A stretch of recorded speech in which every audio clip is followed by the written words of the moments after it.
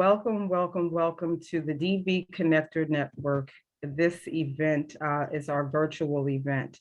My name is Kaylin Kendall Dines, and it is a pleasure to be here with you today.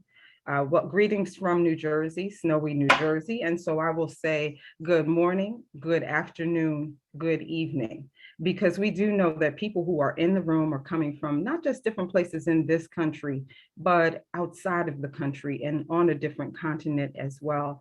We're excited to have Gail Thompson here. And I want to, I'll say your program host, just give you a little bit of background on the DV Connector Network and talk a little bit about what's going to happen today.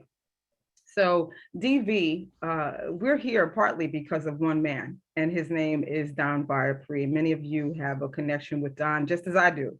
He has been a mentor, advisor, and friend. He and his beautiful wife, Claudia, are special parts of my life. In fact, I see them as family. But what I will say about Don has been such a force in my life that this living room, as we call it, we came together because the vision was placed and presented to him, and he said, yes, let's do it. And here's where it started. In 2015, a man, I say graduated from the workforce, but some people might say he retired. He retired as a telecom industry executive. And when he did, about 200 of us came into the Robert Treat, one of the ballrooms at the Robert Treat in Newark, New Jersey, and we celebrated not just his life and his work, but how we came together. He has about 100 mentees, and I don't know how he does that, but besides the point, we came into the room because we cared about him and because he cared so much about us. And so when we did, there was an energy and a synergy up in the room that we could not deny. And so people started saying, hey, let's get together more often. And Don said to us very, very clearly, I want you all to get to know one another, whether I'm here or not here. I want you to bond together. I want you to lift up one another. I want you to support each other in your endeavors. And I want you to think globally. So from that, we started annually coming together once and sometimes twice a year. And then the pandemic hit. And I said, Don, what are we going to do? So we were meeting in person before the pandemic. So we shifted to an online platform. And so the good news is that we are now able to expand our view, our vision, and bringing more people into our virtual living room. And so again, today, Gail Thompson is that person. Right now, I sit in New Jersey. Right now, Gail Thompson sits in Africa, South Africa. And we'll talk more about her bio and bring her on later because she is our featured speaker. But I do want to mention that when we started this, we expanded in terms of we needed a platform, right? We had access to a Zoom platform, but we will hear more from someone else in just a few minutes who is hosting this living room, this virtual living room, or this Zoom room, if you will. So the DV Connector Network, what is it? It started as a group of Don Viapre's mentees, and then it expanded to Don Viapre's mentees and friends. And then it expanded beyond that. And those of you who are in the room who may or may not have met Don, please do stick and stay close because the purpose of this webcast series, and we are kicking off, we do this quarterly. And so our theme today is be the captain of your own vessel. And so each speaker throughout the year, once a quarter this year, will speak to that. And what I would say to you is when you think about Gail Thompson coming to speak, begin to think of it in terms of how that theme relates to your own life. How be the captain of your own vessel, how does that relate to you? How does that show up in your world? And what happens in this space is we bring together people at different levels of their careers. And in the past, we even brought young people and students in. And then people who are in different levels of their careers, as well as the retired, people who are retired. So this is a space where we listen, learn, interact, and grow. The purpose of what we do is so that not just we grow, but that we share. And so that we grow and we share. We say this term, and I know many of you have heard it: each one, teach one, reach one. And you'll hear us say that as we transition the microphone to the next person. And so, speaking of which, we have the benefit oftentimes of there's a spirit that shows up in the room. I want to invite you to use the chat, again, to say where you're from, but use the chat if you have questions. If you have access to the raise hand feature, use that too, right? And then because Gail has told us that she wants to make this an interactive conversation. She has some pearls of wisdom that she will share, but she wants to hear from you. She wants to get your questions and bring you the fullness of your energy, whether you're sitting and watching, whether you're on camera or off camera. We're glad that you're here. And so bring your thoughts, your ideas straight into the room. And now what I want to do is take a moment of silence. You'll hear more about the next session which we've established for April, and the speaker. The speaker is actually Kelvin King. And Kelvin King is the CEO of Alpha Drones USA. He's also a commercial airline pilot. And so I understand yesterday his family experienced a loss of his niece. So we want to lift up Kelvin and his family. And what we tend to do in this space is we take a moment of silence for those who have been lost, who have transitioned since our last time. So please, if you will, join me in a moment of silence.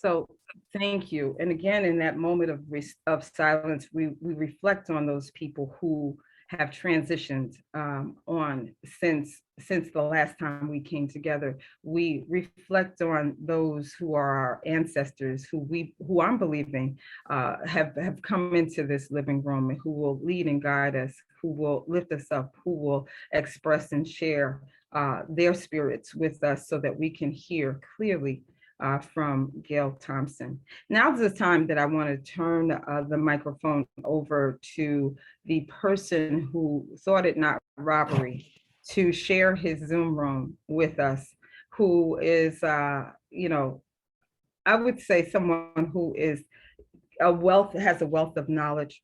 He is the founder of the Small Business Pro University. His name is Andrew Fraser.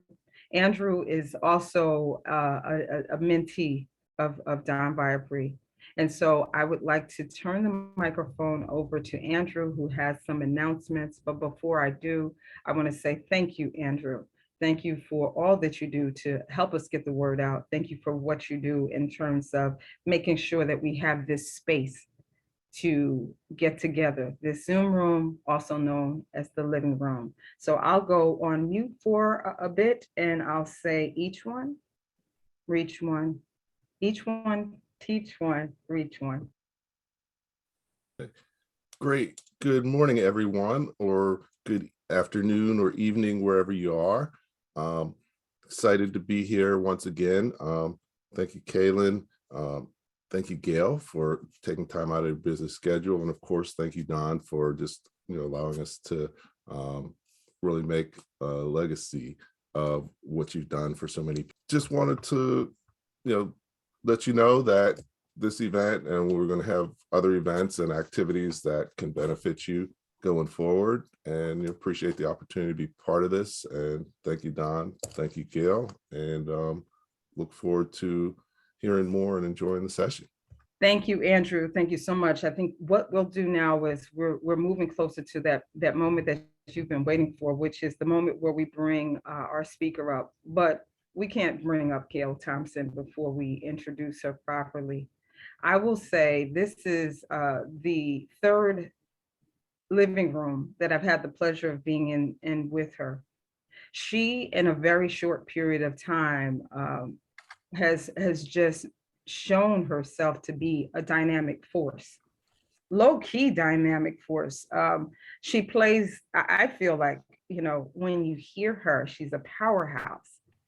And what you're going to hear today is she's going to share her story. And so what's going to happen next is my co-host, Austin Edwards, will take a moment, and he has a tough job of being able to bring and highlight key elements of Gail's career. What I want to share right now is, if you'd like to connect with her, we're going to drop in the chat, maybe a couple of places where you can go to connect with her later. One is Facebook Messenger, Twitter. Those two places are where you can connect with her. She has, for those of you particularly who are here in New Jersey or the surrounding areas, she was the vice president of design for NJPAC. She has had such an amazing career that you'll hear more about. What I want to say is she is a captain of industry. She is that person who will be able to speak to the theme, be the captain of your own vessel. And so I'd like to turn this over to my co-host, Austin Edwards, who is an attorney with the state of New Jersey. And he will go into the details about who this captain of industry really is, what she's been able to accomplish, not just in the United States, but globally. Again, she sits in South Africa right now, and that is her home. She was raised in Red Bank, New Jersey. And so I understand it's about 78 degrees right now. It's it's not their winter season. And so what she's bringing into the room is the fullness of herself. So I turn the microphone over to Austin, who will share more about who is Gail Thompson. And after you hear from Austin, there's going to be a really special introduction that comes from a very personal introduction that comes from our very own Don Viapre. And then you'll hear from our speaker. Again, I'm Kaylin Kendall Dines. I thank you for being here. I'm going on mute so that I can pass the microphone to Austin. Thank you, Kaylin. I appreciate that. And good morning, good evening, afternoon, whatever time zone you find yourself in. And we're very glad to have you here with the DV Connector Network. Like Kaylin alluded to, my name is Austin Edwards. I was lucky enough to, I guess, marry into the DV Connector Network. I call him Uncle Don because, he's family now. But I'm very glad to be here with you all. I think it's been highlighted before, I have a great but difficult task ahead of me of doing justice to Miss Gail Thompson's biography. I don't know if anybody else has, done any bios before, but when you get somebody's CV that comes in and it's like 10 pages long and you're sitting back, it's just like, all right, how am I going to condense to make sure that, I can convey all her many accomplishments and yet still keep the program going. So bear with me, I'm gonna try my best, but this is how you know that you're definitely in the presence of greatness, that you're with somebody who is the captain of their own vessel, when you have this many accomplishments and things that you've done with your life. I'll start off with, and I'll call you Miss Gail because, my parents raised me right. So Miss Gail holds a degree in architecture from Pratt Institute in Brooklyn. And she also has an MBA, Master's in Business Administration and Real Estate and Finance from Rutgers. When I tell you, she has actually used both of those degrees, starting in the 80s, casually, just started off as assistant vice president with a $35 million project for the American Stock Exchange, expanding that floor program so that they could have more people in there. And then, after that project was over, just another casual project with the New Jersey Performing Arts Center, or NJPAC, as everyone in Newark knows, where she was vice president of what became a $2 million project. And from there, she's only grown. Afterwards, receiving multiple awards for her designs with the NJPAC, she moved to Miami, where she was vice president of facilities and planning development, or project director for the Performing Arts Center in Greater Miami, where she also received numerous awards for her wonderful work that she was able to do down there at the Opera House. From there, she moved left and right. And this is why I say, you never know when somebody's going to be in what time zone. She spent several years in the Middle East, designing and constructing the Dubai Opera House, the Louvre in Abu Dhabi, Royal Atlantis Hotel and Residences, and the Hamad International Airport, among many other mega developments. I really am in awe of just all the work that Ms. Gail, you've been able to accomplish over these years. And now, after all those years of, traveling from New Jersey to Miami to the Middle East, now you're settling down in South Africa, one beautiful place, beautiful weather, much better than the snowstorm that we're getting out here. But you're really demonstrating, and that's the best condensing I could do of your many accomplishments. But that is a demonstration of really being able to captain your own vessel.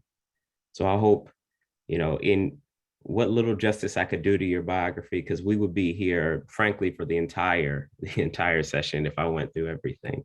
But I want to turn it over to the Master of Ceremonies, Uncle Don, and I really want, not just with each part of this program, but taking it and moving forward, I want everyone to really internalize the idea that each one, teach one, and reach one. So Uncle Don, go ahead. I'll turn it over to you. Thank you, Austin, and thanks to everyone who is in attendance, and thanks to Andrew for hosting this virtual living room.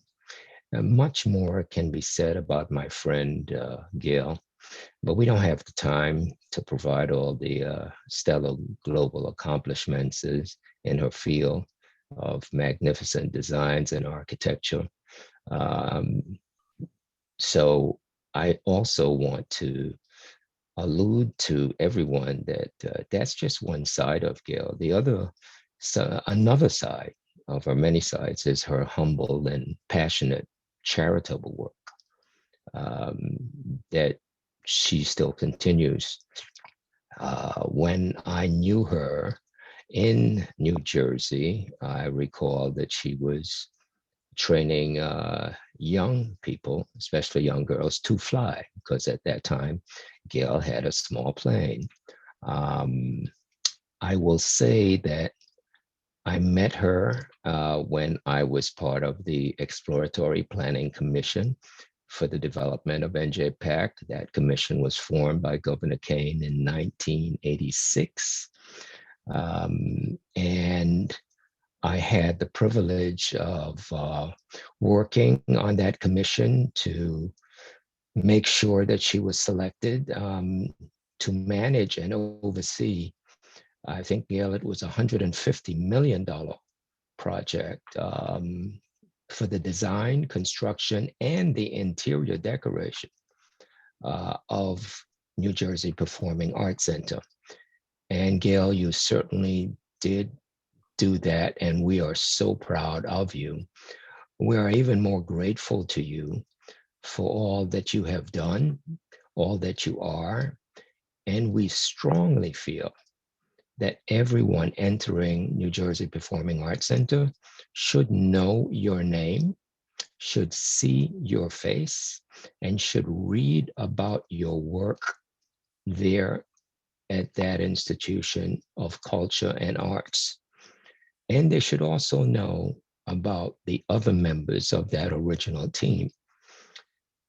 It should be prominently displayed for the sake of the children and also for the righteous truth. Because as I've told many people who enter that building or who drive past that building, they have no idea whatsoever of what it took, the team of people that you work with, the issues that you had, both internal and external, that I'm familiar with, before that building was erected, after groundbreaking in 1993, and then grand opening in 1997 of a 2,800 seat concert hall, a 514 seat theater, along with another 350 seat room and an 88 seat black box theater. That's just the basics, but you've done a fantastic job. And because of the absence of your recognition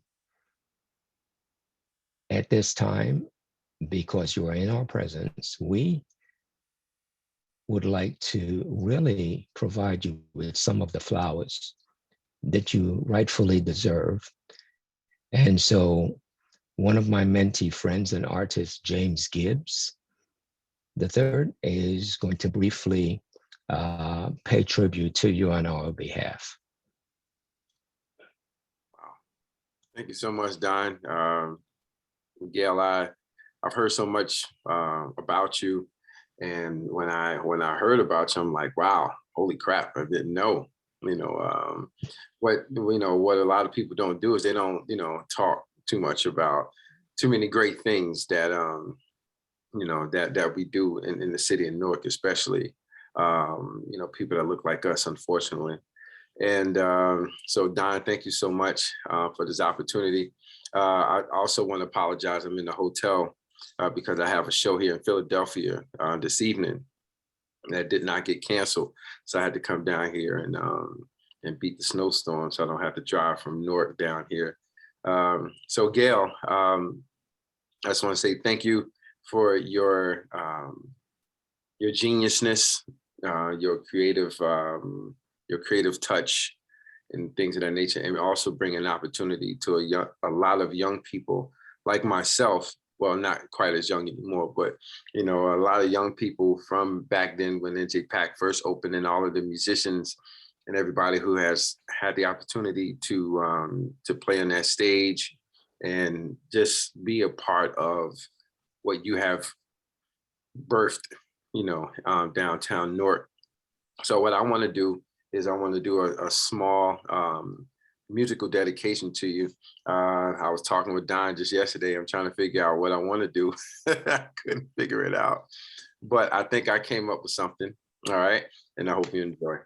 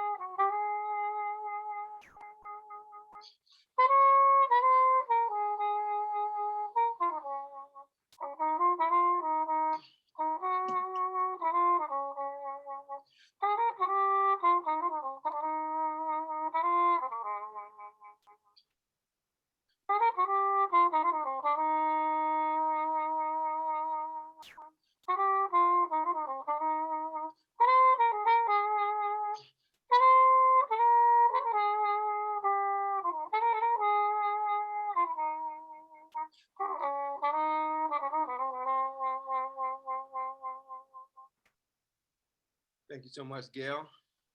Hope you enjoyed yourself. What I'm going to do is I have a show I got to get ready for, and I got to check out in less than 30 minutes. So you all have a great program. Definitely a pleasure. Don, definitely a pleasure, man. Thank you so much. That was lovely. Thank you. You're very welcome. Beautiful. Yeah, congratulations. Mwah. All right. Thanks, James. Bye-bye. Gail, it's all yours. Thank you, Don. And greetings, everyone here from South Africa. I feel like I need to clarify that I'm not from South Africa, even though it says that, but I do find myself here. I retired here. Yes, retired 6 years ago, and I can't believe it's been that long already. But people often wonder how I ended up in South Africa and in Knysna. Knysna is a little place along the southernmost tip of South Africa on what's called the Garden Route. And in 1995, I think 94 maybe, my sister Eve was working in Johannesburg. She had been part of the US election monitoring team when Mandela was elected. The ANC came on board. And then my parents and I decided to come to South Africa to see what South Africa was like. You hear all kinds of things about it in the US, but until you actually go to a place, you don't know really necessarily the truth of it. So my parents and I came here in 95 to visit her in Joburg.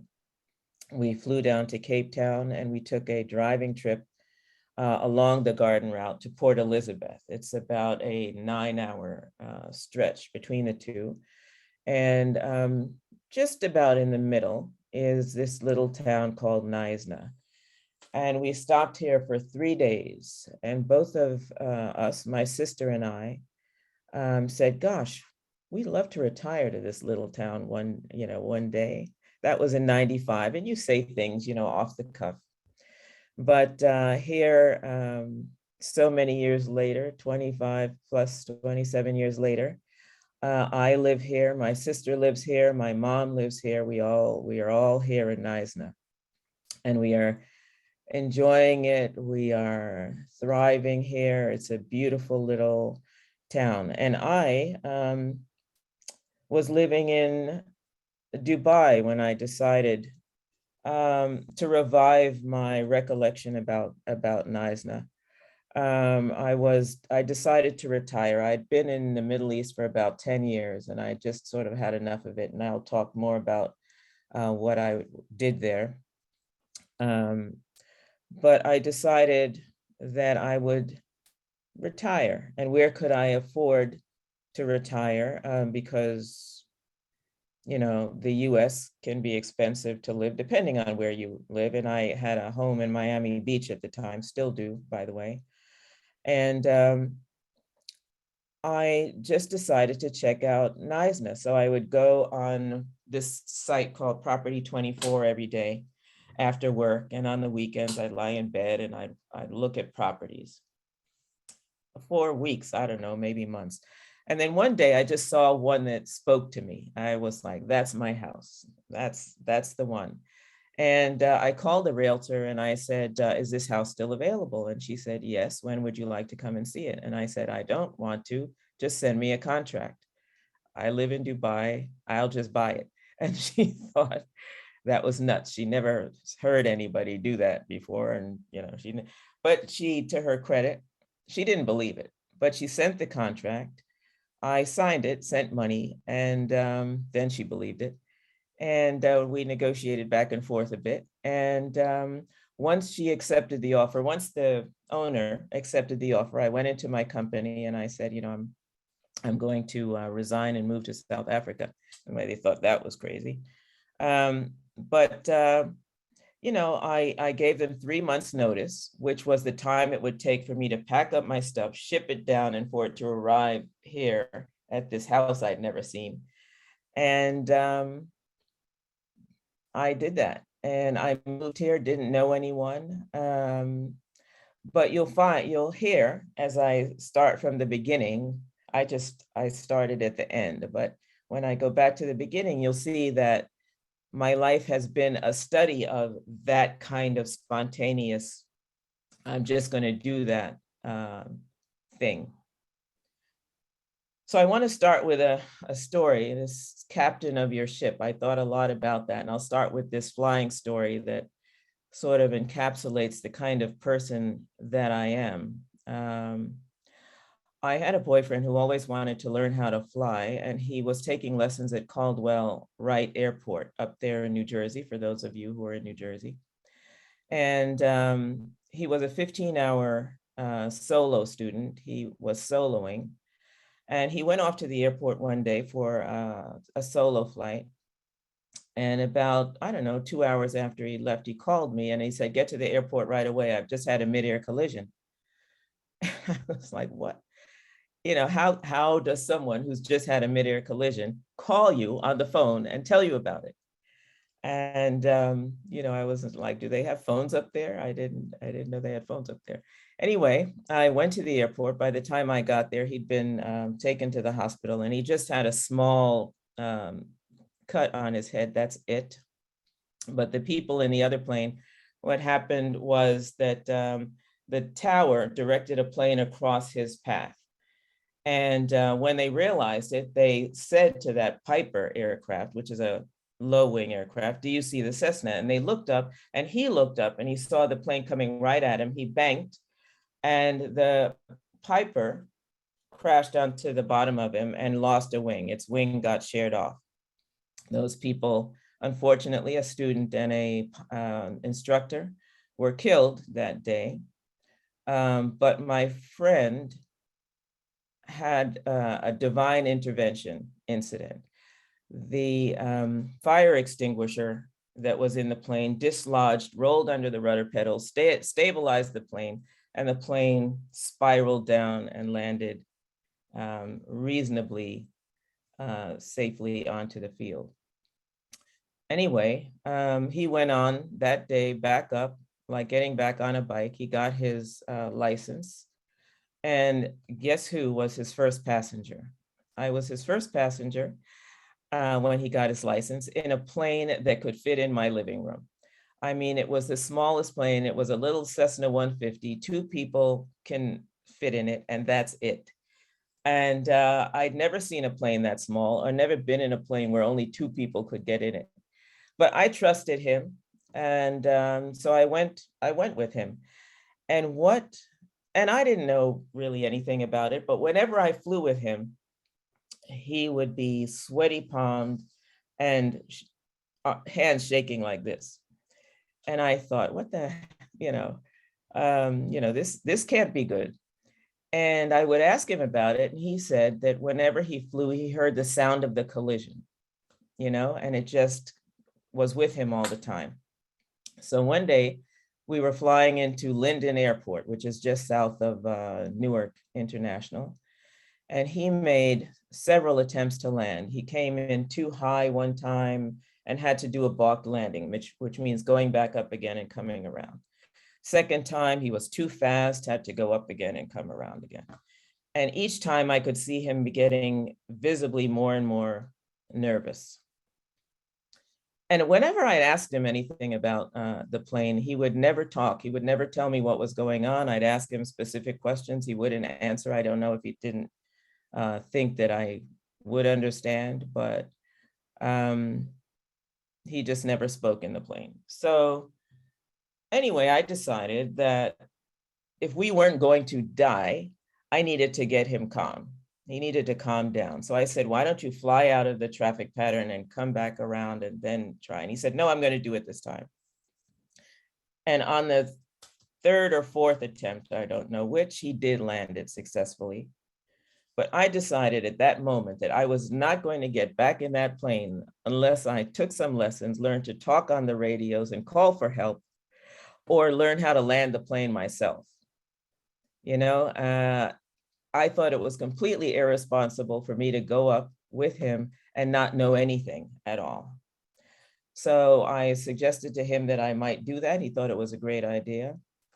And then when our relationship ended, I thought was fine, but I was in love with flying and I wanted to keep on doing that. and I ended up getting my private pilot license. And then I thought, I'd fly everywhere with friends, and we'd go places, and then the weather would come down, and then we couldn't leave because you have to fly with reference to things you can see. That's called a VFR rating, visual flight rule. So I decided to get my instrument rating so that I could take off whether the weather was bad or not, and get above the cloud, above the weather, and fly to where I wanted to go. So I got my instrument rating. Then I got my commercial rating because, hey, that one is just fun. You get to do sort of aerobatic type things.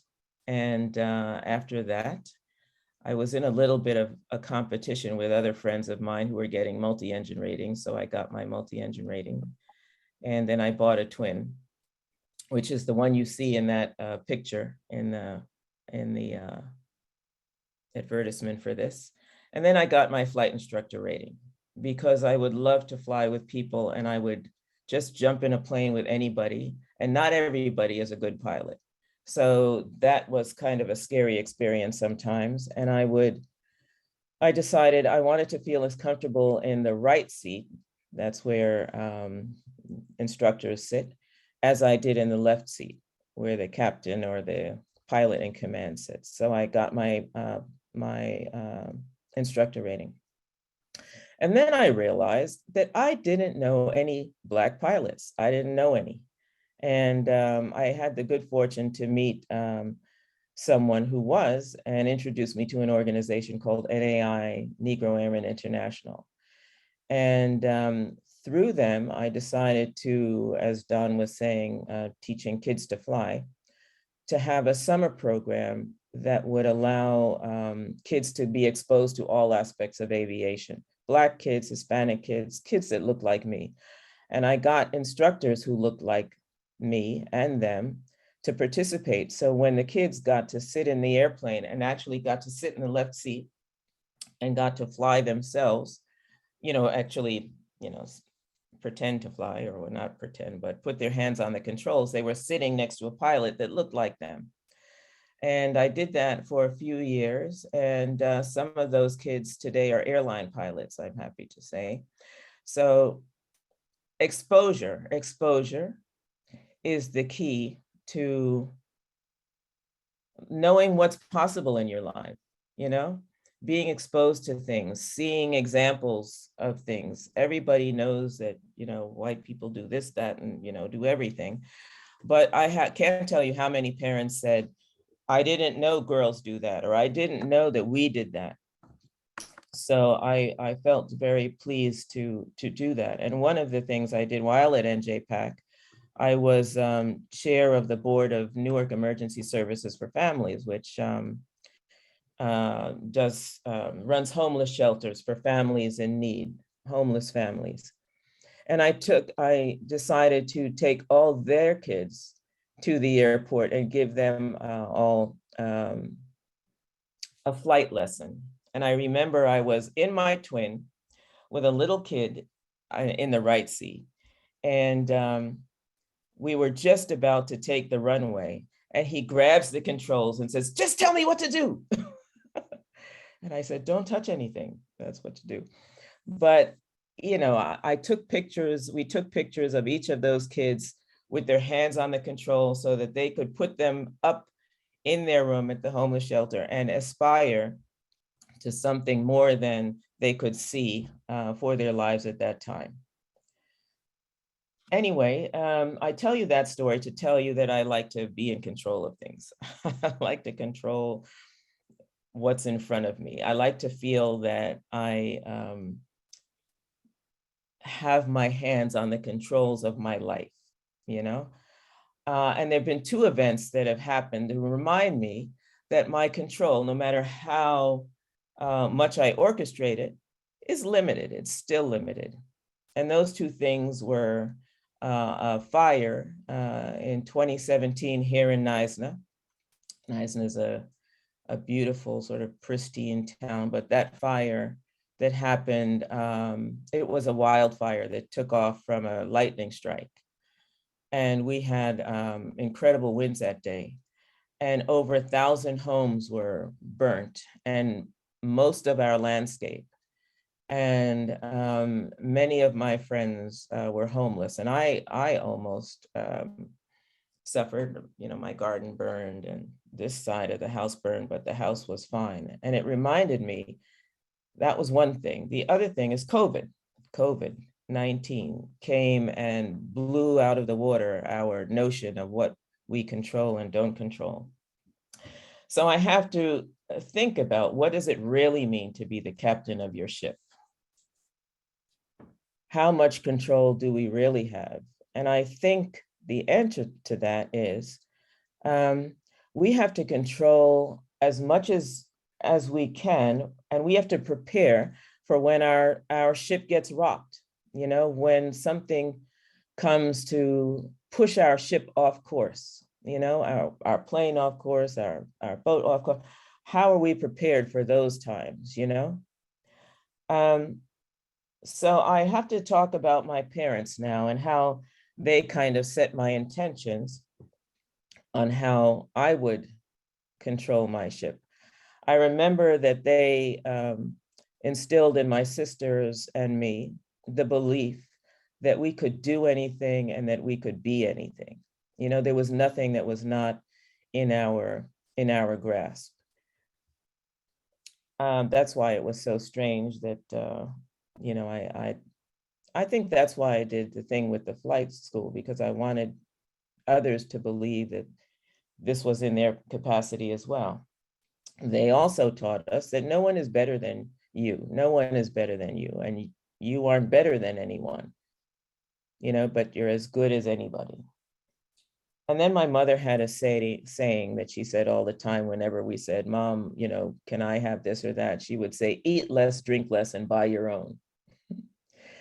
And,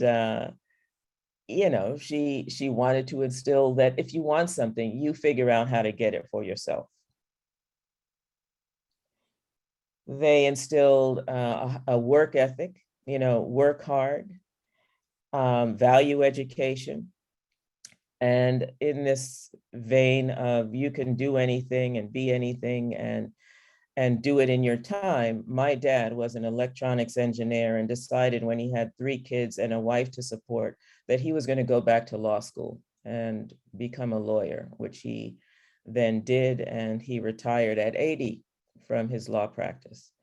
My mother was a housewife when she decided to go back, and with 3 kids, decided to go back to school and get her teaching degree, mainly so that she could have the same holidays as her kids. But then she got a master's degree in guidance counseling, and she later became a politician in her town in Red Bank.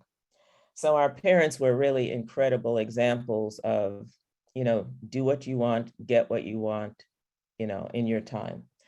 And my mother had a second saying, get over it. Just get over it.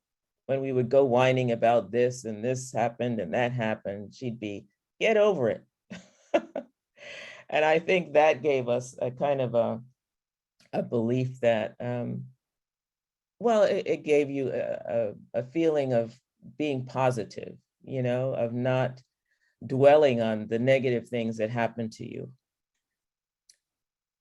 And finally, we felt supported, my sisters and I. My sisters, I keep saying that we were raised like we were each only children, because they cultivated in us whatever was our desire. I mean, we're 3 very different people right now. We're all achievers, but we're very different.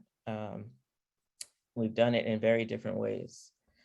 And I remember having an experience when I was 7 years old. I went on a field trip with our class. Our teacher took us to a house that she and her husband were building.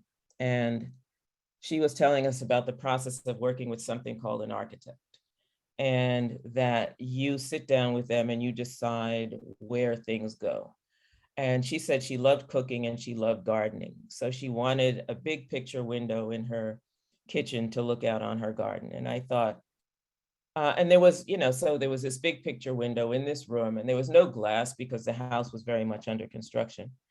And I thought, I mean, that just simply blew me away. I thought at that time that it was amazing that it is actually we that decide on our environments, where we live, what our environment looks like. And I just became absorbed with the notion that I wanted to become an architect. And my parents didn't say, I've never met a Black architect. I don't know any women who are architects. They went to the town in our town, the architect that they knew. And they said, we want you to tell our daughter about being an architect and what that's all about. And, so they facilitated the things that we wanted to do in our lives. And the one thing, the interesting thing that they did was they sent me to boarding school, prep school, when I was 14 years old, because they were also very active in the town and they both at various times were on the Board of Education. My dad was active in the NAACP and Planned Parenthood, and they were activists in the town. And on a broader scale than that. I remember Black Panthers would come to our house, and I also remember, and he would counsel them about things, and he would get death threats at the house. I mean, they were kind of in the middle of everything.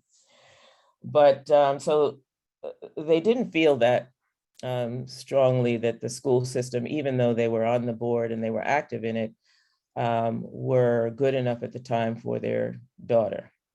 So they sent me away to boarding school in Massachusetts, Northampton School for Girls. And I was there for a year and I hated it. And you're young. I was 14 and it was tough being cast out of the family ship, if you will. And that was when you're 14, that's how you think of it. You don't think it's for your own good. You wonder what you did. But by the time I was a junior there, I literally hardly ever went home. I would go home with friends, and I became fiercely independent. That's where I learned self-reliance and independence and really figuring things out on my own. So I did go on to become an architect. I went to Pratt, as was said. And while I was at Pratt, I interned at a company called Bedford-Stuyvesant Restoration Corporation. I don't know if any of you heard of it. It's a program that Robert Kennedy created to support Bedford-Stuyvesant from all aspects: housing, healthcare, education, cultural facilities, all aspects of life in Bedford-Stuyvesant. And I worked for RDC of Bed-Stuy, which was the real estate development subsidiary. And I was tasked at the age of, I don't know, I guess I was 19 or 20, with walking the streets of Bed-Stuy, identifying properties that were abandoned, checking out whether they were city-owned, coming back, doing design feasibility analysis. And then I also participated in financial feasibility analysis. And I realized from that experience that the architect isn't the one who controls the environment. It isn't the architect, actually. It's the owner. It's the one who has the financing. It's the one who puts the project together.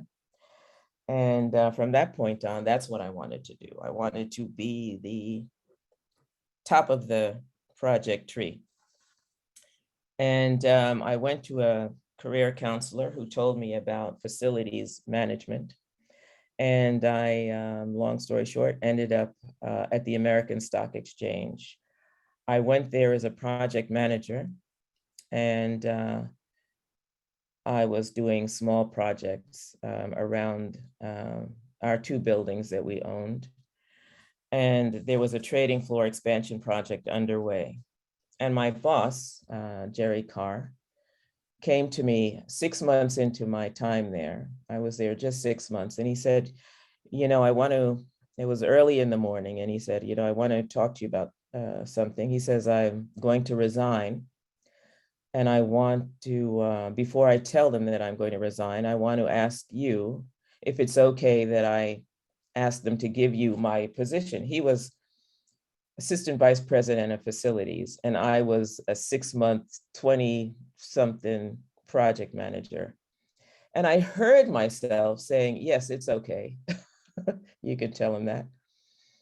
But going back to my office, I was like, what the, he runs this trading floor expansion project. You're just a project manager. How, you don't know how to, what are you, how do you, all these questions going on in my head. But I calmed myself down and I said, you know what, if he thinks you can do it, who are you to question whether you can do it? You just have to do it. And if you fail, you fail. They fire you. They're not going to kill you. You're going to learn something and go and get another job. And that will be the end of that. And I remember going to my mother after I'd had, a couple of sessions with the architect and the contractors who were all kind of, at the top of their game. And I said to my mom, they're asking me these questions and I don't know the answer. I mean, how am I going to, she said, look, just when they ask you something, tell them that you don't know, but you'll get back to them. And then go and find out and then get back to them. And what I learned from this experience there at the American Stock Exchange, where if you've ever seen a trading floor, it is hectic. And during the years that I was there, which was through all of the 80s, 81 to 90, we were introducing new trading products. Index options were new on the floor. And I had to work with the traders to develop designs for these new trading products and then implement them. And things had to be done quickly because trading is done in real time. And you don't have time to think about things. You just have to do and done. And I learned really very quickly to demonstrate confidence, regardless of how I felt, to be confident, to come across as confident, to get people to believe in my leadership, and that sustained me. That experience there sustained me through all of the work that I've done since. At NJPAC, going from there to NJPAC, it was a similar thing. I was working with James Stewart Polshek, SOM, acousticians who were the best in the world, theater consultants, contractors. And by then, what I knew about myself is that I was really good at project management. It didn't matter what the project was.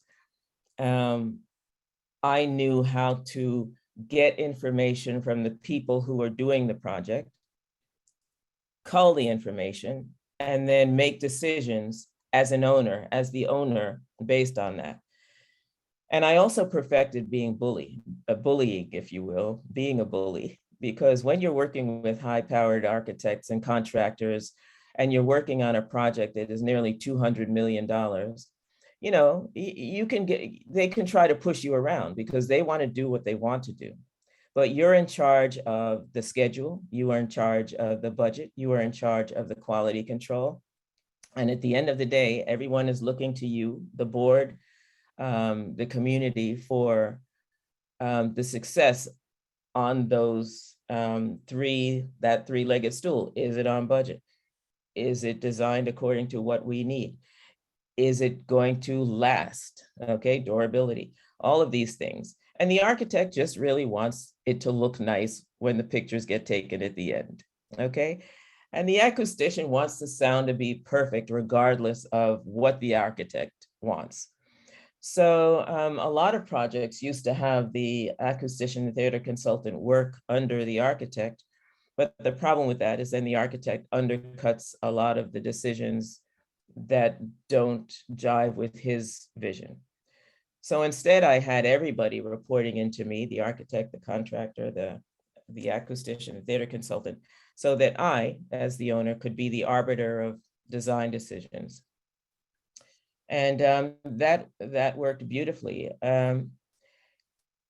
it's also important to build a collaborative team spirit around a project, whether it was with the architect and the consultants or the contractors. It's very rare that the people who are building a project get to be treated like people, get to be treated like consumers, you know, and you see a lot of graffiti and a lot of waste and other things that happen on construction projects. But what I was determined to do was make everybody who worked on the project site feel as though they had a vested interest in the successful outcome of it. And I wanted to make building a performing arts center real for all of the people who were working on it. So every month, we used to have a hard hat concert. We used to have a little concert somewhere on the construction site where we could make room to do it. And we would give them free lunch. And we would talk about the project and the project goals. And we did that.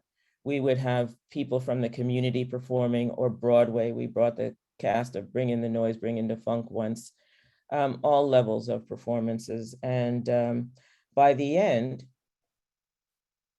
they really became partners in really quality control. And they would come to me with ideas about how to make things better. And then, of course, the first concert in the finished product was going to be a hard hat concert for them and their families. They were able to bring their entire, their families to the performance, to a performance for them, dedicated to them and their success.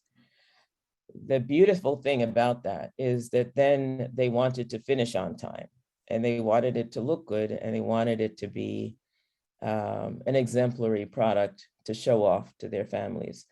So we finished on time, and we finished successfully. And I stayed 2 years, what I call the glory years, after the end of that project, to close out contracts and all of that, and left and I went to Miami, even though I'd gotten numerous opportunities to stay in the area.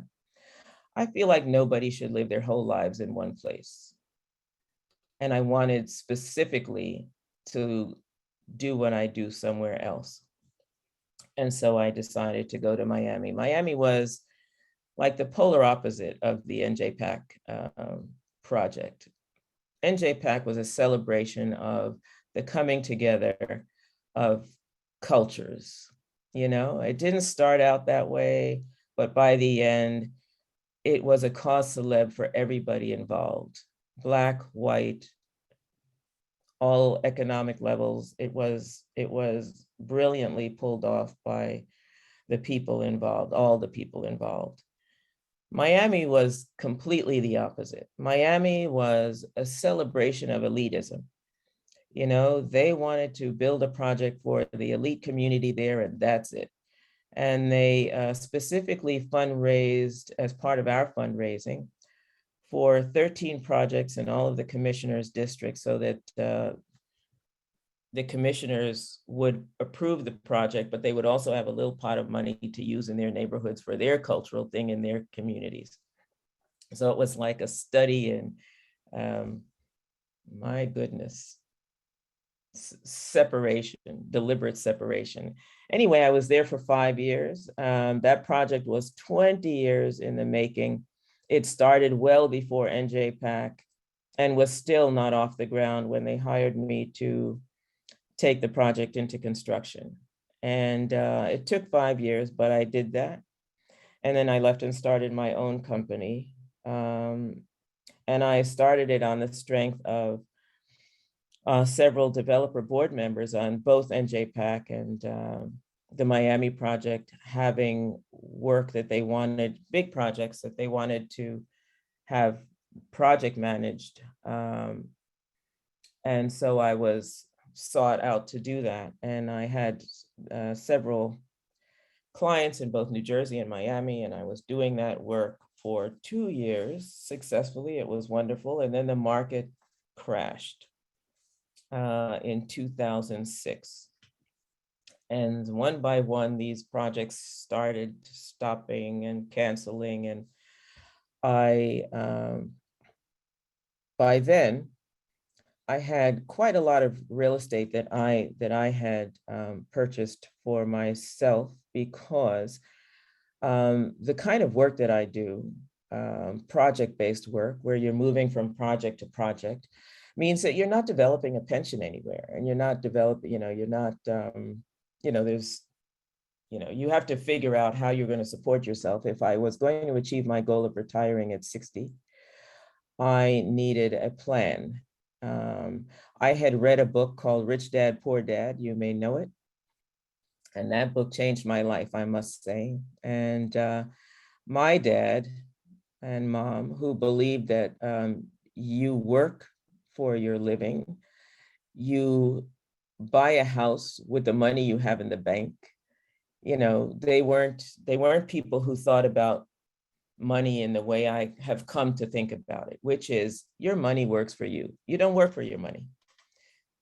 So I had to create an investment plan that would sustain me through all these changes, running projects here, there, and in different countries, in different parts of the world. And so that's what I had. I had a lot of real estate. The market crashed, and that real estate had to be supported. So I decided, where can I go in the world? I was open to the world. Where can I go in the world that is recession-proof? And I remember a guy at the gym always talking about Dubai and how Dubai, 30% of the world's tower cranes were in Dubai. Dubai at the time was like Mecca for people who were in the building profession. And I had just done 2 performing arts centers. So I put feelers out there to see if there was anything going on in the Middle East or London, because that was another place that I thought I might like to go. And the universe answered as the universe always does, with an offer to run a project in Dubai with an architect based in London. The architect was Zaha Hadid, and the project was the Dubai Opera House, a $3 billion project being done on an island outside of downtown Dubai. It's funny because when I was hired, I was initially interviewed over the phone, and they didn't have Zoom or FaceTime or anything like that, right? So they interviewed me on a phone interview, and then they sent me an offer and a plane ticket to come for the final interview. All right. So I get there and I'm standing in the lobby of the office, and the human resources manager comes down in the elevator, and he looks around, doesn't see who he's looking for, and goes back up, and he calls me and he says, I was down in the lobby. You said you're there. I didn't see you. And I said, well, I did see you. I am the Black woman who was standing there in the corner. And he says, okay. So he comes back down, and I go up, and I have an interview with, 4 different people. The human resources guy, the CEO, the COO, the guy who's heading the project that I'm going to be heading. And each one of them during the course of the interview said, Dubai is really racist. And I'm like, okay, cool. I do racism. I know what that looks like. And the next guy says, after talking about the project and my duties, Dubai is really racist. And I said, okay, fine. By the time the 4th guy said it, I was like, okay, so what does that mean for me? And they said, nothing, you're American.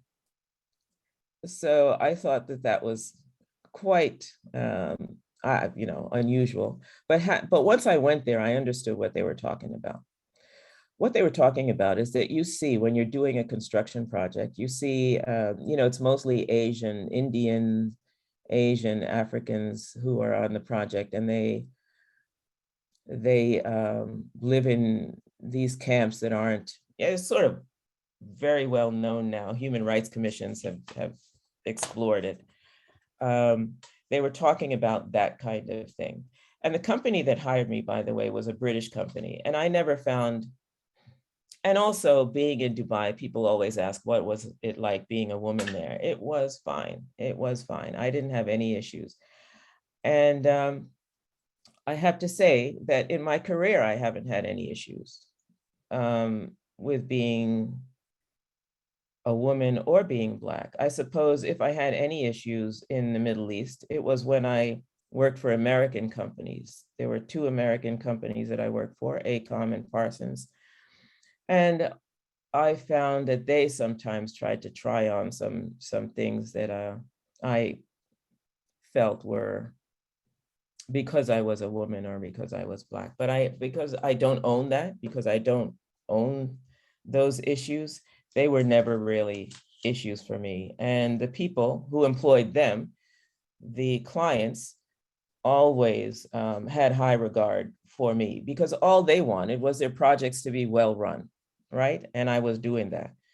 So they would skip over these racist people in my company straight to me for the things that they needed to get done.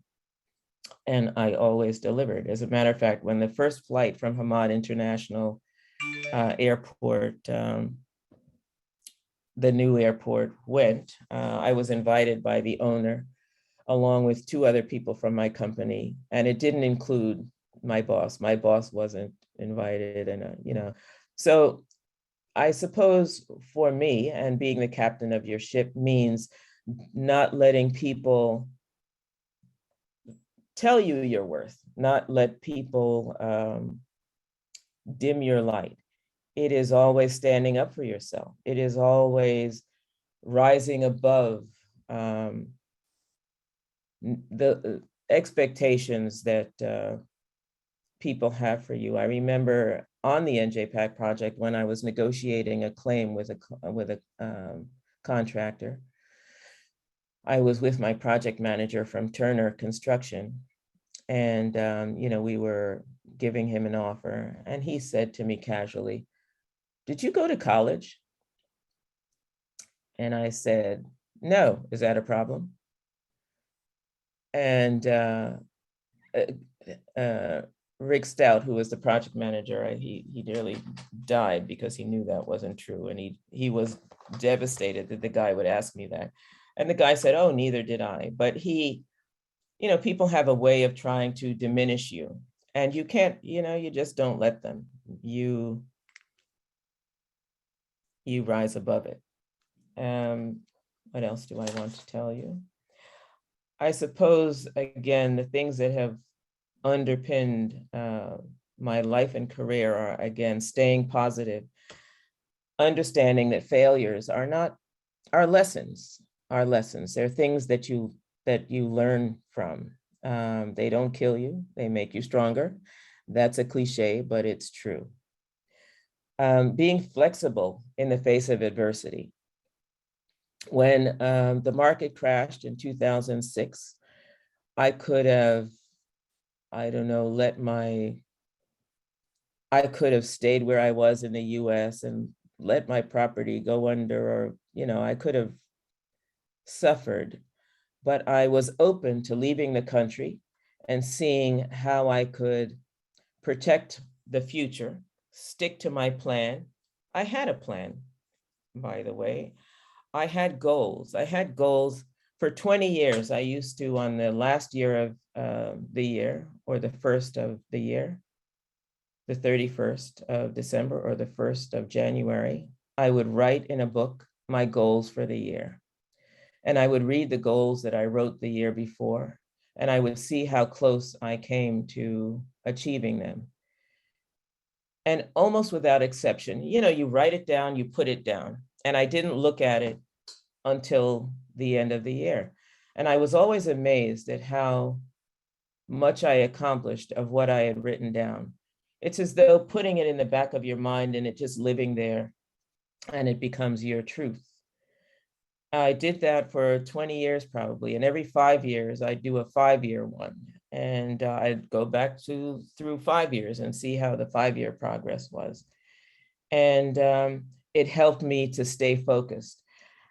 And I mean, I did crazy things too. I mean, I remember when I wasn't working from 2006 to 2008, I was driving a Porsche Carrera that was leased, and I just didn't care because, you know what? It's going to be fine. I'm smart. I know what I'm, and this too will end. So I did what living in a penthouse apartment in Miami Beach.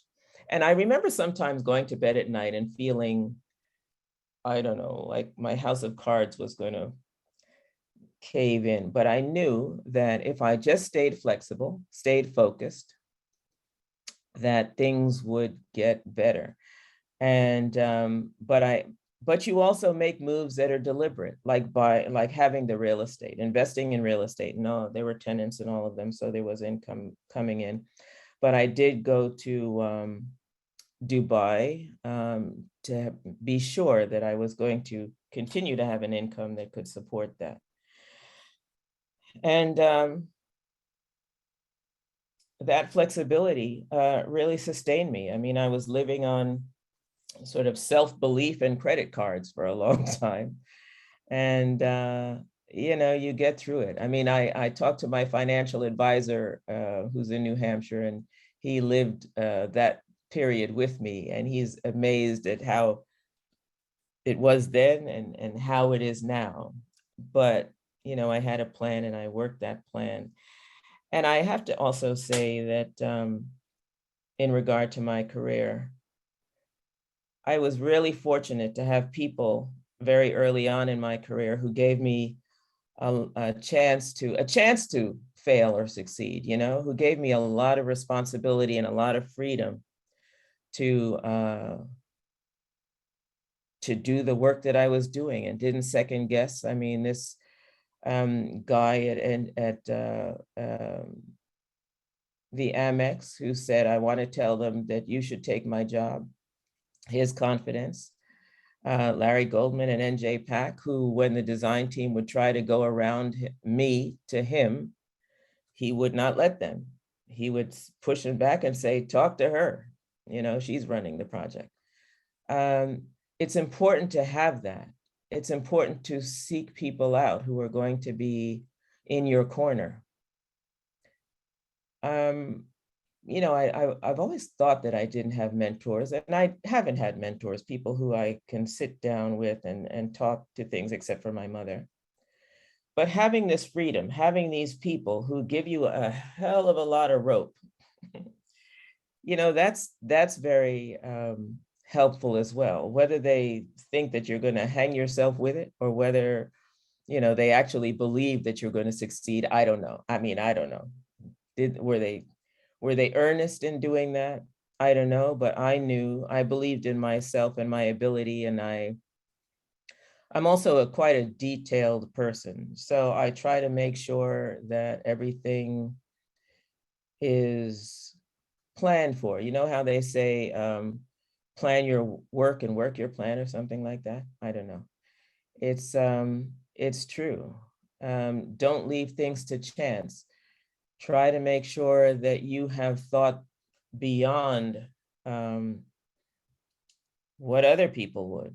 A lot of people tend to just sort of let things be what they're going to be. I'm a planner, and and that's been the key to my success, I think.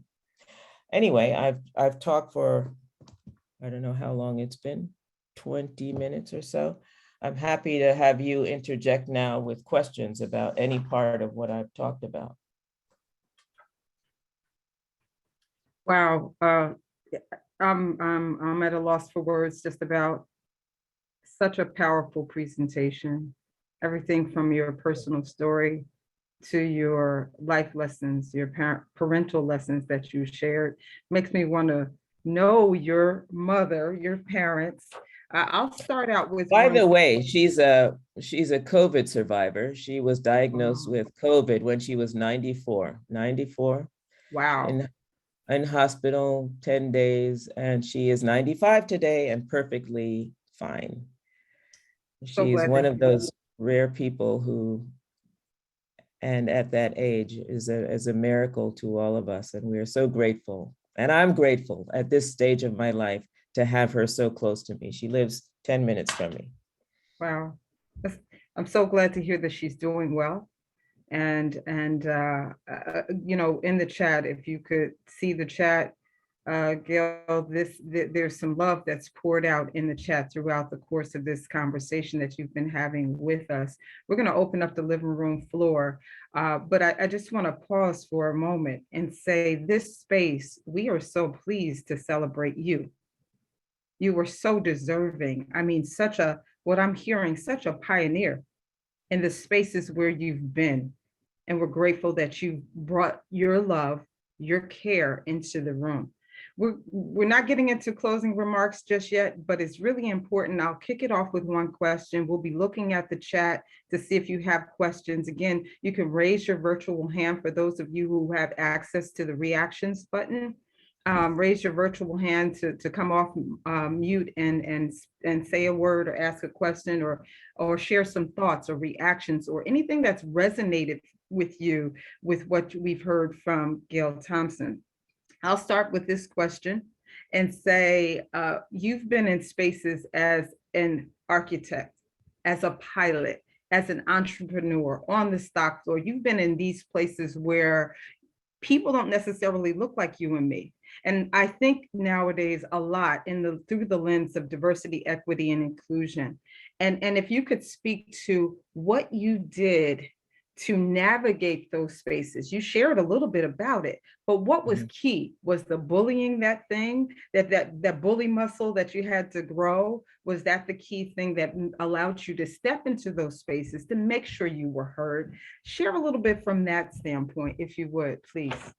And then anyone else who has a question, jump in, chime in, please do. You know, it's funny about that. And I remember when I took my team from the Miami project to NJPAC to meet the leadership there and to do a lessons learned with them. And I, brought this CEO and the leadership of the Miami project, and they met with the director of operations and all of the department heads. And I think Larry was there too. In any case, a few days later, when I was back in Miami, I called Audrey Winkler. She was the director of operations. And I asked her, and she's white, by the way. I asked her, or she asked me, well, I asked her, I thanked her for doing this. And she said, how do you do it? And I'm like, do what are you talking about? She said, all those men, you and all those men. And I mean, honestly, I never thought about it. I never noticed it because I just am doing my job. I'm doing my job. I'm not doing it as a Black woman. I'm not doing it as a Black person. I'm not doing it as a woman.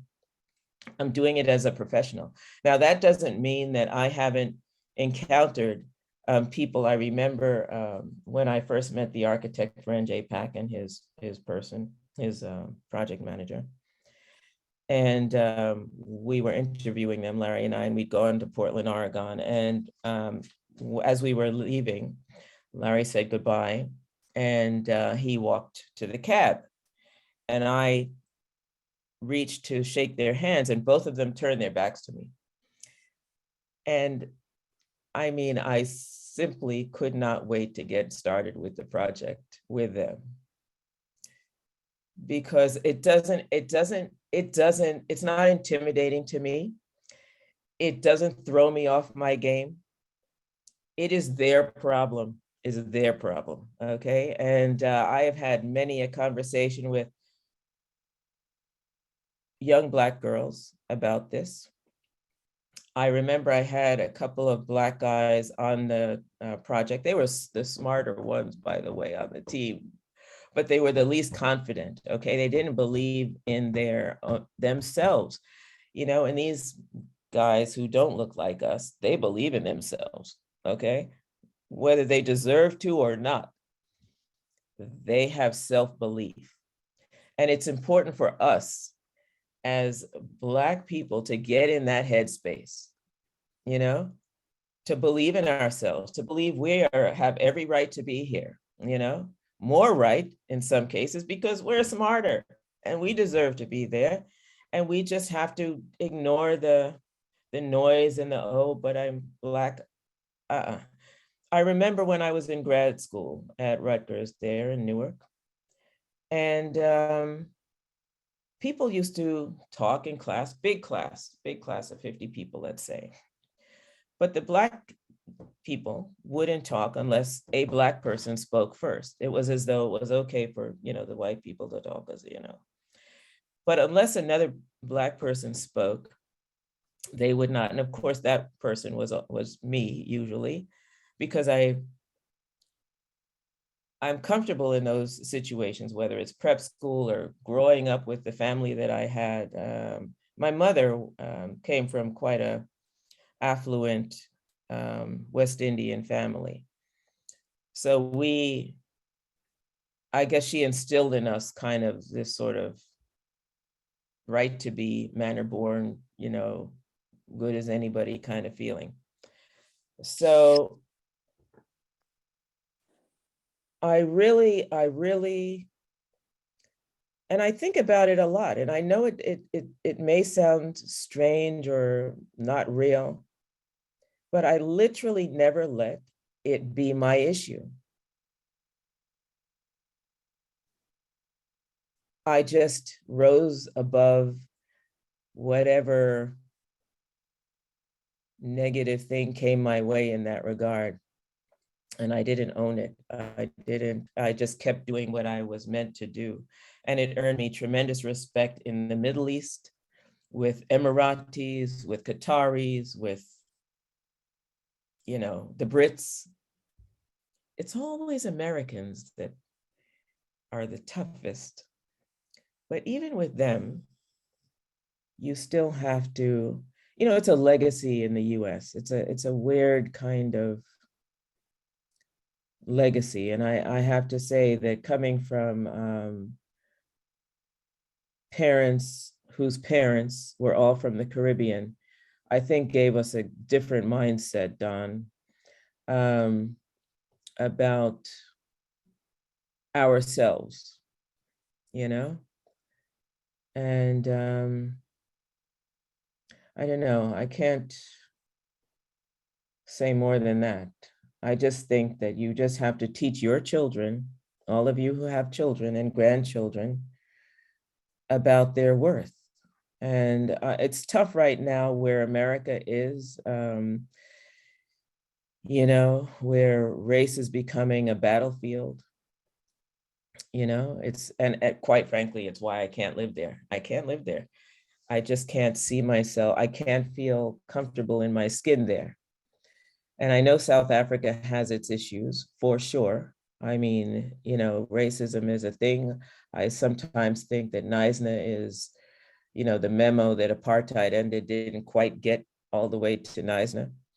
But it's the same here. I am who I am, and I am, you know, and I have friends of all, you know, I'm not going to own it. I'm not going to embrace it. And I'm going to call it out when I see it also.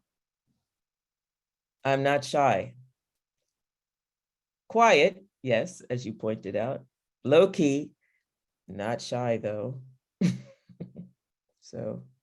Thank you so much for that response. And what I just keep getting is that you continuously pour yourself and your spirit into us, and these nuggets of wisdom will take with us for a long time. I'm gonna in just 1 minute, I'm gonna read a question that's in the chat, and then I'd like to turn it over to Don, Dr. Don, as we call him.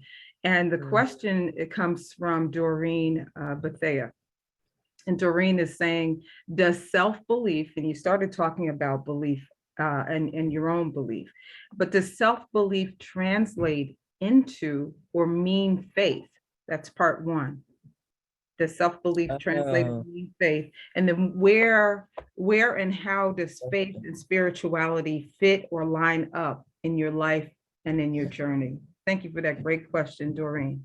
That is a great question. That's a super, super question. And I have to shock you by saying that I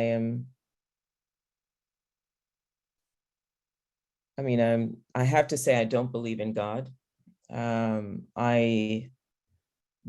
not a religious person. I don't believe in it. I think I'm not a religious person, but I am a spiritual person.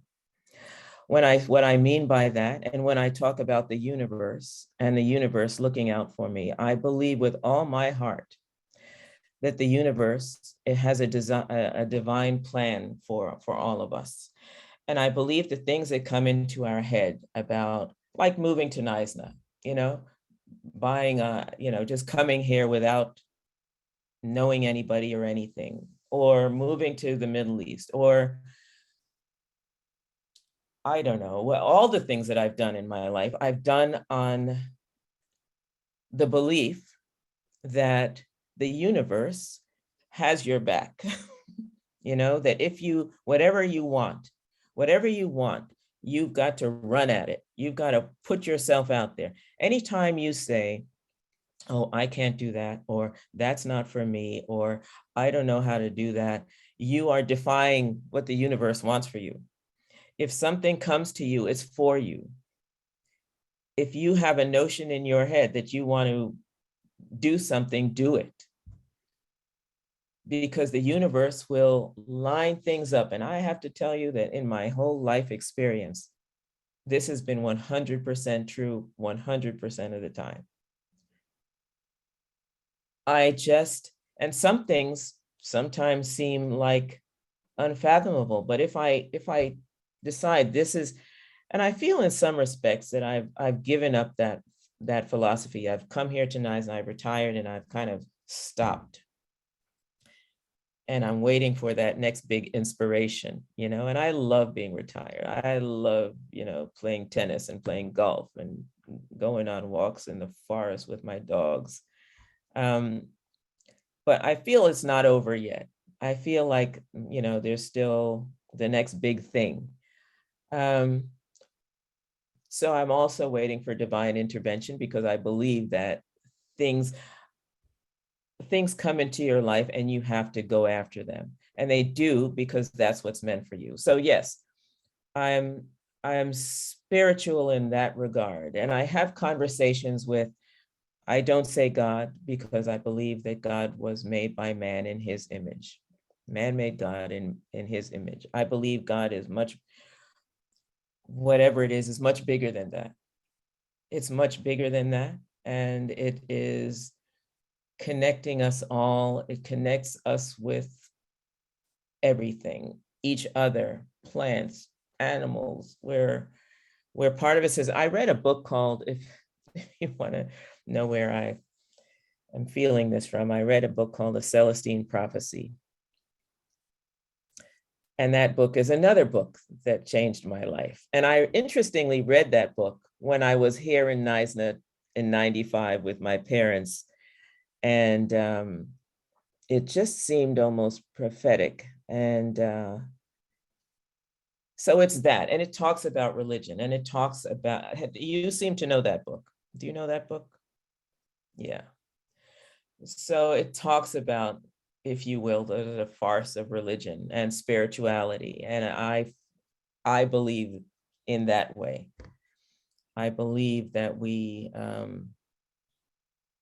have divine purposes and we're all connected. And this is why whenever I meet someone, I talk to them. I talk to everyone, because I believe that everyone that you come across, you have something to give or you have something to get.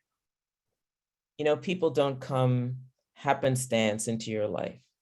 They are there for some purpose, and it behooves you to search out that purpose. That hits the nail on the head for so many things.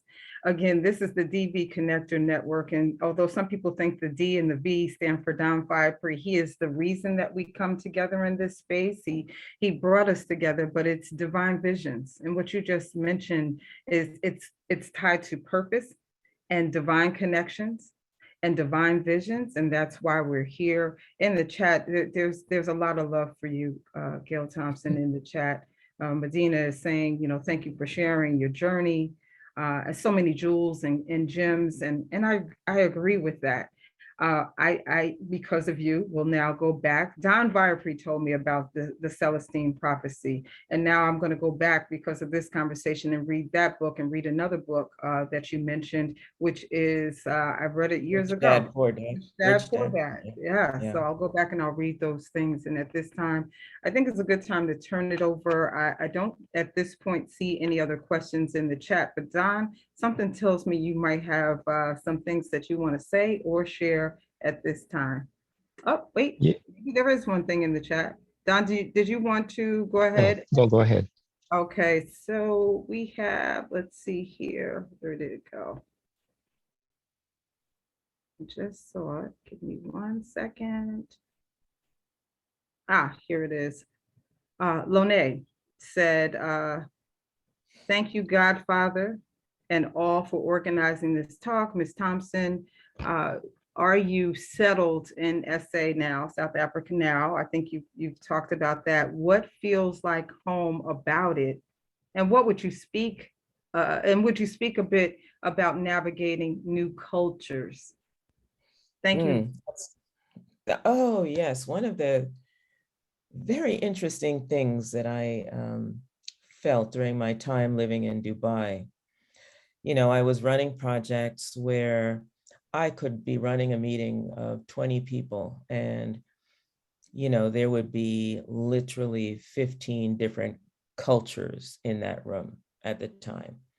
And what I loved about doing work in Dubai as opposed to the US. In the US, you can speak in shorthand when you're running a project and you're running a meeting because everybody's American and everyone understands things in the same way. They come at it with the same sort of cultural orientation, okay? But when you're doing a project in Dubai, where you've got Indians and Asians and Arabs and French, you know, people from Australia, you know, a wide range of cultures, you have to figure out how to move a project forward, you know, multi-billion-dollar project forward and communicate to everyone on their level so that you're moving the project forward with everyone together, you know? I loved that about working in the Middle East, is navigating sort of the cultural landscape, a super diverse cultural landscape. And I love moving to new areas where I have to figure out how to, I don't know, make friends, you know, simply at this level, just make friends. So when I moved to here to Neisner, I joined everything.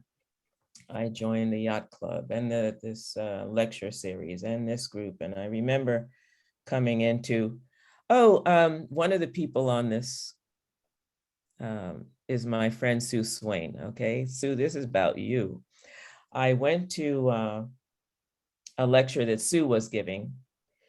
Sue is our resident guru of environmental sustainability here in Neisner and biomimicry. She's amazing. But I went to a lecture of hers to support her, and I went and sat in the front row so she could see me. And a guy who was sitting behind me said to me, "Excuse me, who are you? We don't like our Blacks here." And I said, well, that's exactly why I'm here, because I am going to change that attitude that you have. And then he heard me speak and he said, "Oh, you're American, honey, here's the American." Sue, I don't know if I ever told you that, but it's really interesting here in South Africa because there are three, well, I don't know, there are many cultures, most of them African. Then there are the Afrikaners, and then there are the coloreds who see themselves as more close to the Afrikaners than the Africans. And there's quite a, you know, there's really, the Africans and the coloreds are very distinct and separate, and they don't like each other. And it's terrible. It's really terrible. And there doesn't seem to be, I don't know, there doesn't seem to be any effort at somehow creating a conciliatory, bringing people together. But what I do see is young people are making the difference. Young people are bringing people together. Young people are changing that. It's the old people. And Neisner is a town of elderly people. Neisner is a town people come to retire, So I think what I'm feeling about that will eventually change, because the young people are seeing culture very differently. Young people are on Twitter and Instagram and all of these where it's international. You're talking to people all over the world, and they have friends all over the world, and they are interacting with people who don't look like them or sound like them. And it's part of their world. It's part of their experience, So I think that's changing here. It's probably changing in where you are as well, in other places. But I definitely see a difference. For me, I find it just part of what I love is going to places and learning new cultures. I'm not as good at it as my sister is, because she actually goes to new places and learns the language. So she speaks a variety of languages in the various places. She speaks some Portuguese because she lived in Brazil. She speaks French because she's lived in the DRC, the Democratic Republic of Congo. She speaks some Arabic because she lived in Jordan. She's very good at that. I'm not, and I think it's because did I say I wasn't shy? I'm shy about speaking someone's language improperly, I suppose. And it's just easy to pretend that I only speak English. And I just think that's something Americans, because America is such a big country, we don't have to speak any other language. We speak English, that's it. If you're in Europe, you speak 2 or 3 different languages, if not more, because of the proximity of countries. Yeah, it's a big regret of mine that I haven't learned other languages. But I am settled in South Africa now. I've been here 6 years, and I suspect that I'll live the rest of my life here. I really love it. I mean, in spite of all of its challenges, it's what I call my happy bubble. It's beautiful. The climate is great. The landscape is amazing. Every time I drive to town, I have to go down a mountain and go around the lagoon, and it's just stunningly beautiful. And it's also very friendly, if you're friendly, it's friendly. I know people who've lived here their whole lives who don't know as many people as I do because I just put myself out there, and that's what you have to do if you want to be at peace with the universe. Oh. I didn't see any other questions in the chat before we turn it over. People don't need to ask questions. They can make statements also. Yeah. Do I speak English? What is that? Do I speak English? Celeste. Oh, yes, Celeste, who I also know. Yes, Celeste, I think that's disgraceful. People expect everyone, Americans primarily, to adapt to them. Oh, this is interesting also. I'm sorry. I see Lynn Presley, who is a childhood friend of mine that I haven't seen since childhood. That's incredible. Hello, Lynn. Fantastic. Austin Edwards, did you have a question? I believe you do. I think my question was answered before. It was, just explaining how in these different scenarios, whether it was confidence or just as you said, being a bully, just how how you were able to navigate those spaces. But I mean, I think you Well, answered it. Go yeah, ahead. being a bully, when I say that, confidence and being a bully are two completely different things. I mean, you have to have confidence. People can be gratuitously bullying, and I met lots of those in the Middle East. People who just thought that instead of being smart, you just had to push people around, and that isn't what I'm talking about. What I mean is that in order to stand up for your responsibilities, the things that I was responsible for, I couldn't let the architect, I had to be strong and decisive with the design team and the contractors and all of the people who were reporting into me. I had to demonstrate competent, capable leadership, strong leadership. And I suppose you need to be, it helps to be confident to do that. And in the beginning of my career, I wasn't. And I think, how they say, fake it till you make it. I think in the beginning, as I said, I think I was blustering more and faking the confidence more than later in my career. And you do it until you believe it in yourself, in your heart, until you believe it about yourself. But it's important to get there.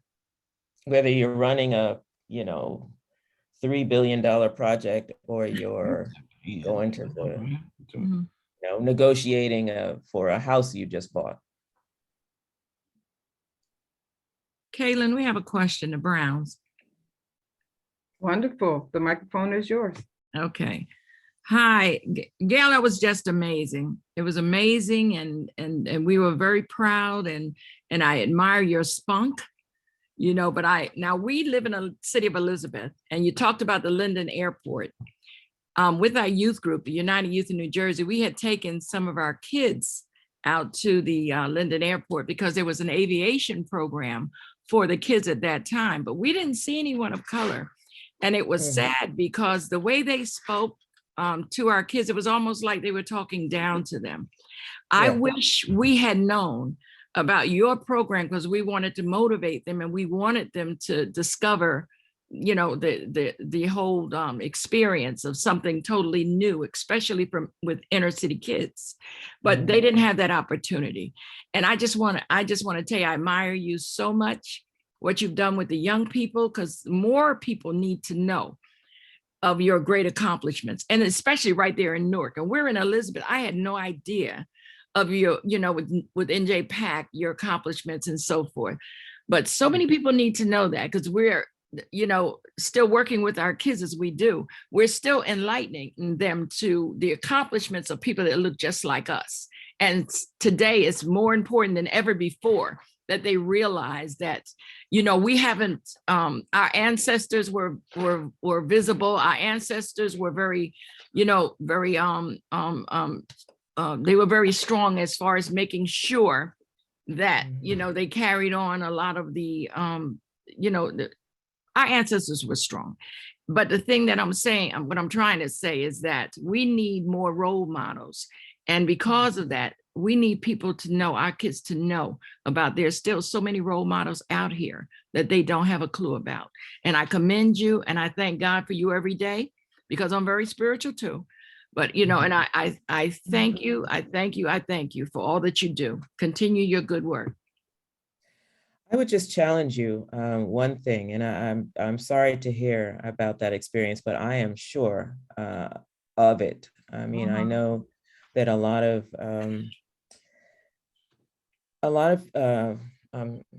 forgive me, the white people who may be on this call, but a lot of people, white people, really do understand the impact of representation and people seeing people who look like them.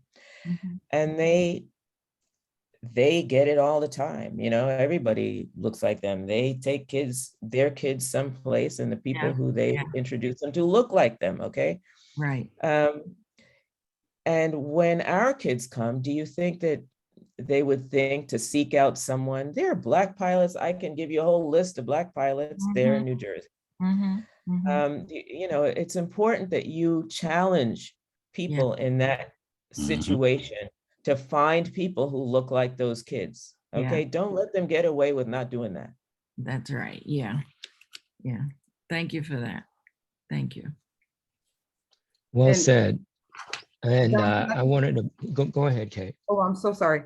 Don, I just wanted to kind of extend to that answer about Black pilots and also talk a little bit about the fact that in the room, we had our next speaker. Our next speaker is Kelvin Yes. King. Our next speaker is Kelvin King, CEO of Alpha Drones USA, who is also a commercial pilot. Our next speaker on April the 9th, and we will be sending more information, and I believe Andrew has already dropped a link into the chat, so if you want to register today, feel free to do that. The Kelvin King said about today, he was in the room, he said he was inspired also by your words, Gail Thompson. So yes, we have those role models, and Charlotte and Kenny, on April 9th, if you're able to have some of the young people from your organization join us and be here in the room, they would then be exposed and have an opportunity to ask questions of our speaker. Once we're going to have a replay. So please share today's conversation with them as well. We do have strong role models in our community. But as Gail has said, she does what she loves because she loves it. It doesn't have anything to do with what she looks like or what her gender is. So Don. And thank you, Gail, for alluding to the need to challenge. I think we don't realize the obligation that we have, the responsibility that has been placed on our shoulder by our ancestors, that we should step up and challenge when things are at an imbalance or things are not appearing to be what we know they should be, especially as it comes to any perception for our children. So in that vein, Kelvin King on April 9th, as a pilot and as an owner of 2 small planes, he runs out of the Morristown airport. I'm sure, Kenny and Charlotte, that he's going to step up for those kids when I speak to him. And you're going to be able to have a pilot and or other pilots that he knows, male and female, in front of those children at the Linden Airport, where you weren't able to do that. So we can certainly make that happen. And hadn't it not been for Gail talking today and you being able to ask her that question, I would not have known that. And as Gail said, we must always communicate one with another, because out of that communication, divinely, something is sparked that brings about a solution. And I'm passionate about solutions as it relates to our children, because they represent our future. As Gail was alluding to in South Africa, they're going to bring about the change and the further changes that are necessary, that are ongoing in our life. Gail, you were going to say something? No. Okay. Does anybody else have any comments or questions before we close? This was awesome. Thank you so much for the opportunity to speak with you today and connect with people back home. That was very nice. No, it was our honor and it was our pleasure. Like I said, we wanted to give you some flowers and make sure that you do know how much we care and love, and we admire the work that you've done. So once Thank you. again, on behalf of everyone, before we close, thank you for everything and continue the good work, and we shall be back in touch. Thanks, everyone. Okay, have a wonderful day. My pleasure. Thank you, Kaylin. Thank you, Thank you. Andrew, and thank you, Austin. Thank you all. Thank you. Thank you. Thank you, everyone, for being here, and a special thank you also to James Gibbs III for that beautiful instrumental rendition of The Greatest Love of All. And that's what we've seen and shared here. And so glad that we had a chance to hear from Miss Gail Thompson. Thank you all. Until next time, be well.